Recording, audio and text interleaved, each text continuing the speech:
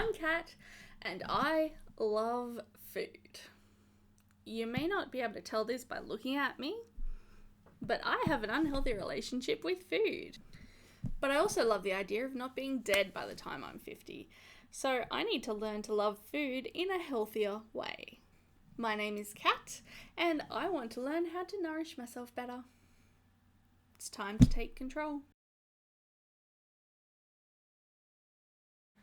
When deciding to get my eating on track, I first considered doing a full reset of how I was eating with something similar to the potato diet. If you don't know what the potato diet is, basically it's eating one type of very bland food for a short period of time, say 2 weeks, in order for your body to reset how it is affected by sugar and oil and fat and salts.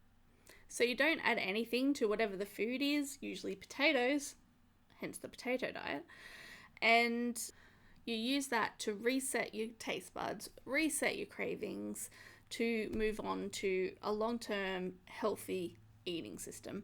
I have, as I mentioned, a very unhealthy relationship with food, so I thought a full reset might be a reasonable way for me to kick my binge eating, the cravings I get, and just generally get off to a good start. I ended up deciding against this approach for a few reasons. I have a family that will be still eating normal foods, and I have a young child who is impressionable, and I do not want to normalize any sort of unhealthy eating habits, no matter how short term it may be, and for whatever good reasons I may have for doing it. It's harder to explain that to a child. Also, I would have to be doing this in consultation with a dietitian and or a doctor. And with the way the world is at the moment, I don't particularly want to be taking up any medical professionals' time when I have other options available to me. And also, I do not want to go to a doctor's surgery and come home with a high temp and dry cough, if you catch my meaning. The final reason is the potato diet, even though it is only very short term, is really hard to stick to, and I have no self-control. Hey Kat, do you want a Tim Tam? Maybe just one.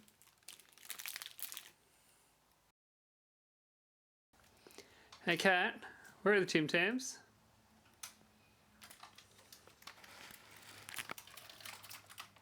We needs it. Did I mention I'm a bit of a mess? So, I want to permanently change my mindset toward food and towards myself. I never really want to diet again, I just want to be healthier.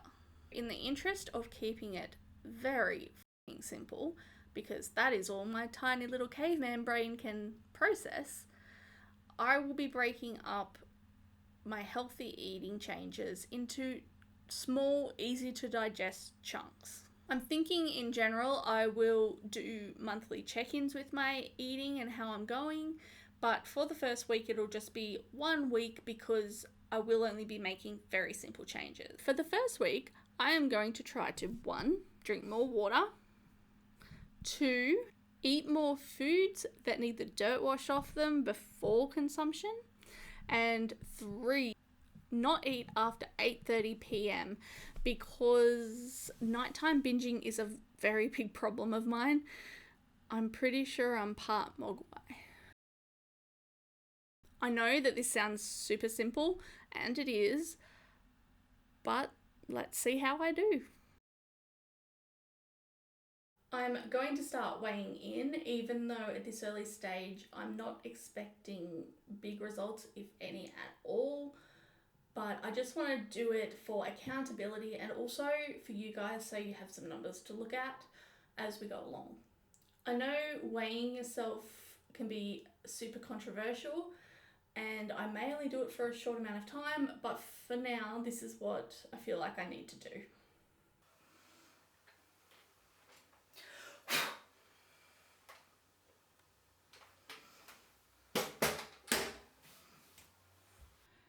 Okay, so I've pumped myself up for this, so let's just do it.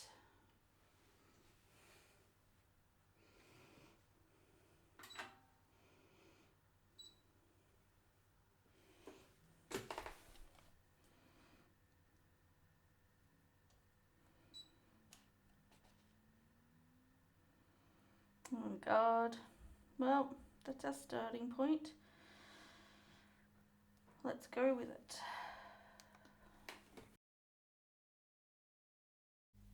Well, this is the most embarrassing thing I've done thus far. Here I am, I've just changed. So I can take some measurements and also so we can see my starting point with some slightly tighter fitting clothes. So I'm going to keep taking measurements throughout this journey and hopefully things will reduce as I go.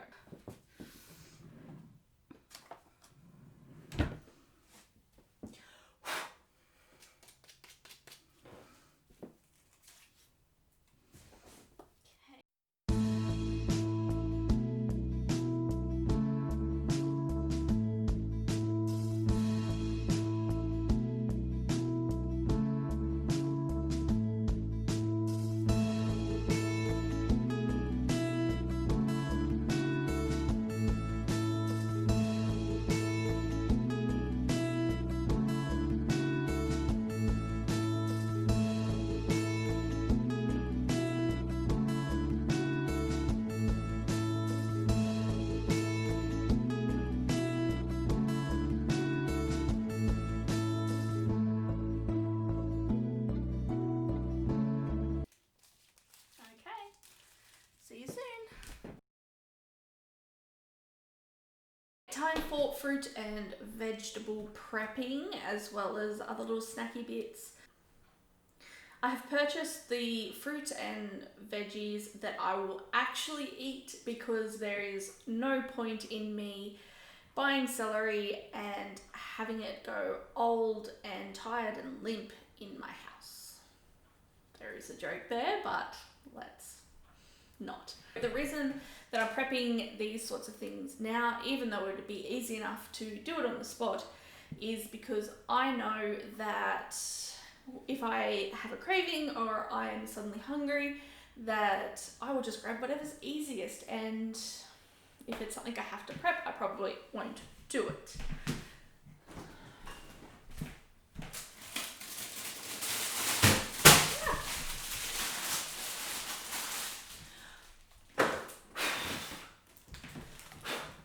Don't at me about all the plastic packaging. I know it's a problem, something I want to improve on, but also something that supermarkets need to improve on.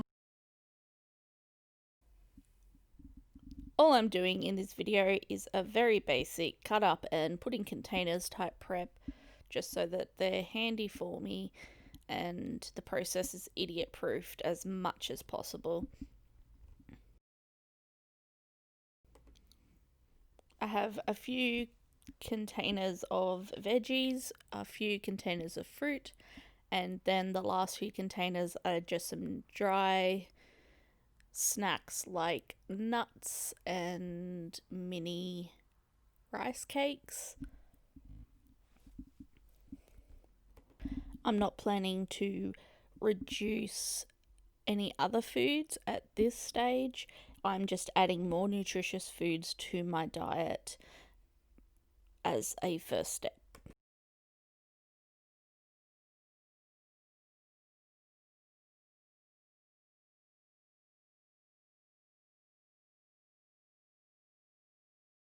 So the last thing I'm doing is getting water organised. Not so hard in theory, but I need to be more conscious of how much I'm drinking during the day. Hopefully if I stay more hydrated, I can understand the signals of my body better, and if I feel hungry, maybe I'm not actually hungry, I'm thirsty, and this will help me to differentiate. Another controversial topic, water and how much we should be drinking during the day, with the old standard of 8 cups or 2 litres being a little bit lacking in the scientific studies. So I'm not sure. I don't know enough about it to make an informed decision on that. From what I have looked at, most things I've read suggest just listening to your body and hearing what it is telling you. This is something that will work great for some people, but I don't really trust my body to tell me the correct things because it is pretty much a well-known gosh dang liar, and it's pretty much known to lead me astray when it comes to what it thinks my body needs in the way of food. I guess for the moment, until I research more or until I see how I feel, is I'll just significantly increase the amount that I'm actually drinking during the day based on how I'm feeling and go from there. Day one, and things are already a bit of a mess. My daughter woke up with cold symptoms, so we've all had to go out and get tested and are now in isolation. I'm sure everything's fine, but it's just thrown everything out and has made it so that I'm already feeling this isn't going to work, this is just pointless, and this is the kind of mindset that I can get when I'm letting my anxiety and letting things other than my best interests take control. So all I'm aiming for at the moment is to just push through, keep doing the very simple things that I've set in place, and not postpone or change up what I'm doing just because of one little hiccup. Because at the end of the day, it is just a small thing, but my mind is very good at making those very small things into very large things. So I'll see how I go, and I will just push through.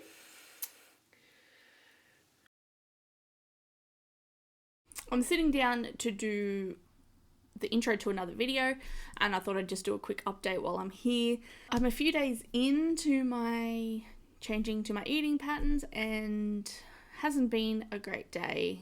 Some major personal failures and a little bit of success as well. So take the good with the bad. I had a total mishap today. Had to think of a good word for what it was. Total stuff up. I forgot Father's Day. I felt awful and things just overwhelmed me, and suddenly it felt like I was useless and I can't do anything and everything's terrible. Basically, I let my anxiety take over, and that started leading me down the path of binge eating to make myself feel better. So it was around lunchtime when I actually realized it was Father's Day. So I had a very unhealthy lunch. I had a meat pie, but I didn't binge eat. Oh, and I also had a slice afterwards. But considering what I would usually eat when I'm binge eating, that's actually a success. But I still feel awful, but not as bad as I did feel. So yes, I had a moment, but I guess it could have been worse. And you guys are probably thinking, yeah, that's not brilliant, but it's not the worst thing in the world.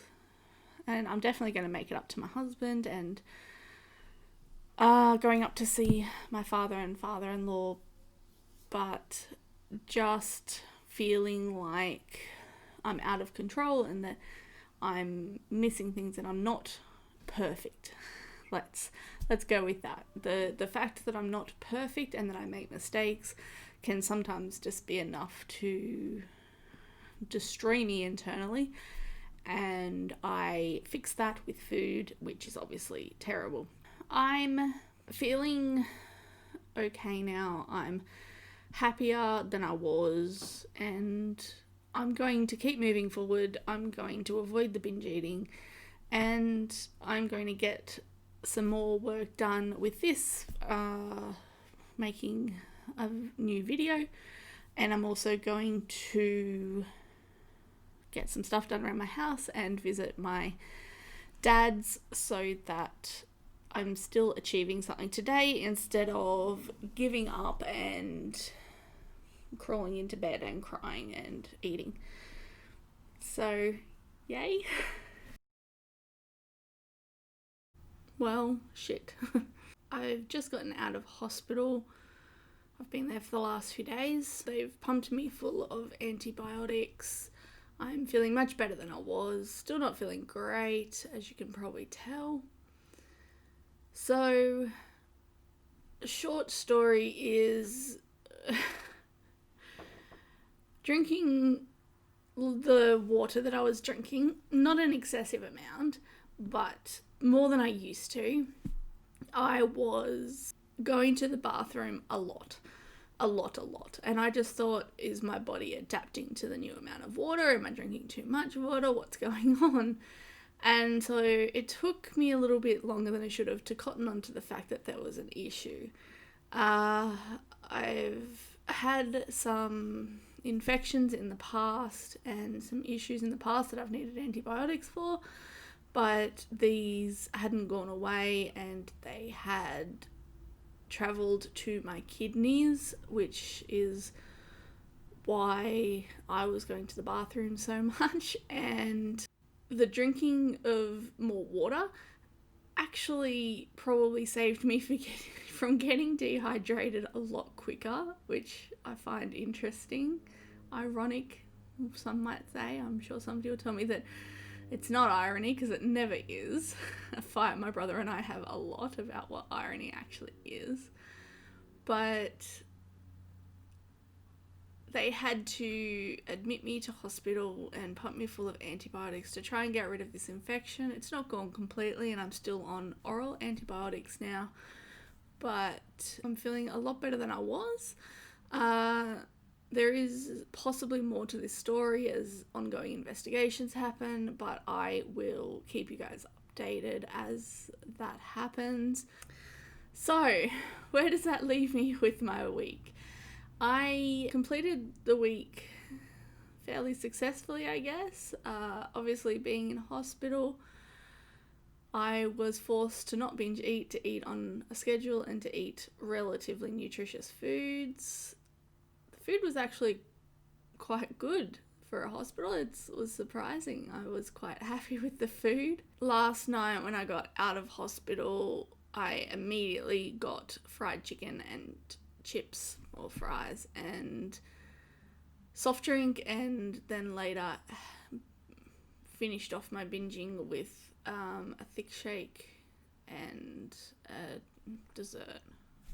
I'd done the whole week pretty well and then just wrecked it all on that last night, but you know what? One night of binging is better than a week of binging. By the way, I am aware that my eyes are closed more than they're open in this video. It's because the lights and just feeling like trash is making it hard for me to keep them open like I normally would.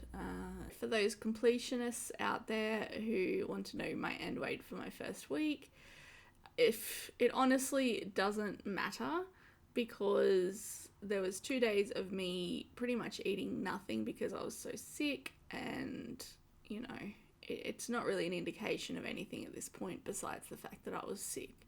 I did weigh myself this morning and the results was 116.0, which is a loss of a few kilos, which would be a big yay if it was done in a healthy, safe way, but it wasn't. So instead it's just I'll probably put some of that back on immediately because now I'm eating fairly normally.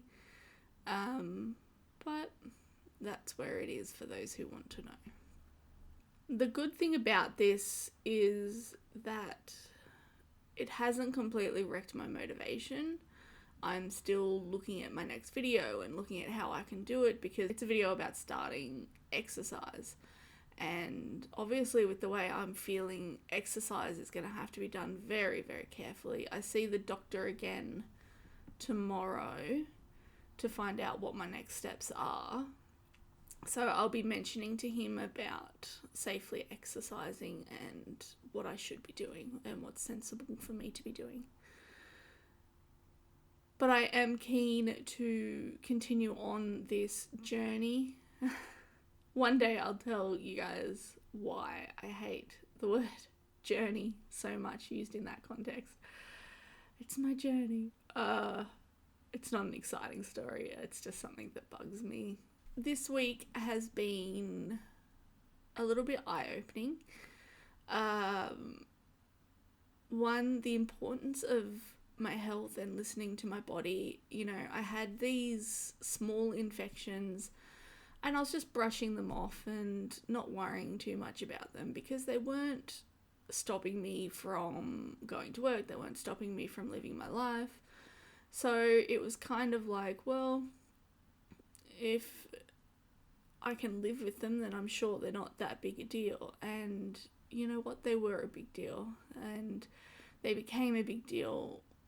And it's only because I went to the doctor and the antibiotics weren't working that the doctor was starting to feel concerned, and I still wasn't concerned at that point. I thought, I don't need to go to the hospital for IV antibiotics, I'm fine. And I wasn't.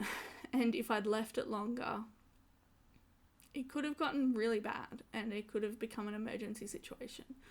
So it's reminded me that I should be looking after myself and that it's okay to look after myself and that I'm worth looking after. The week of my changes, again, they were minimal changes, so it's not like it was world shattering, but the fact that I was so happy and so motivated to continue those changes and to be doing them shows me that I'm on the right track.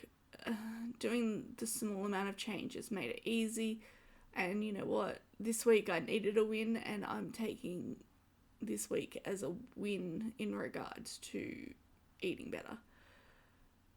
Concentrating on not eating after 8:30 was actually really helpful, because if I was really feeling like I wanted to eat, I could eat before 8:30. I was conscious of the time, and then it became easier to not eat after 8:30. In some respects, I was lucky because when everything went to hell, I wasn't hungry, so I wasn't going to be binge eating anyway, and that's the real test of being able to not binge eat, is when things go wrong. And so we will see how that goes continuing into the future, because this is now my permanent state where I am just going to follow those rules. The not eating after 8:30, the drinking more water and eating more fruits and veg, that's now just part of my lifestyle, which was the point, and just going to add to that moving forward. The end of the video cut out, so I'm just refilming the very end. I just wanted to thank the doctors, the nurses, and everyone in the hospital who helped. They were supportive, they were kind, and they were truly helpful. And going through something like this, having that kindness and having people around you, it makes it that much more manageable. So a huge thanks to them. A thanks to all the people who supported me, family and friends, who were physically there, which wasn't very many people because of all the restrictions, and the people who sent messages or called or checked in on me. It's just amazing to have that sort of support, so thank you.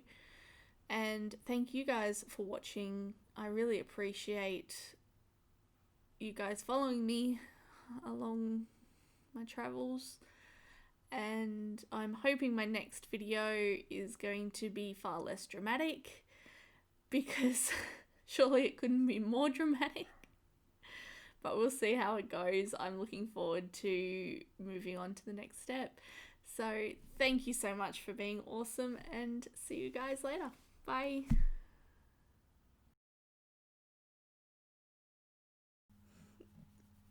Nothing like wet hair and no makeup for a first video. Brilliant.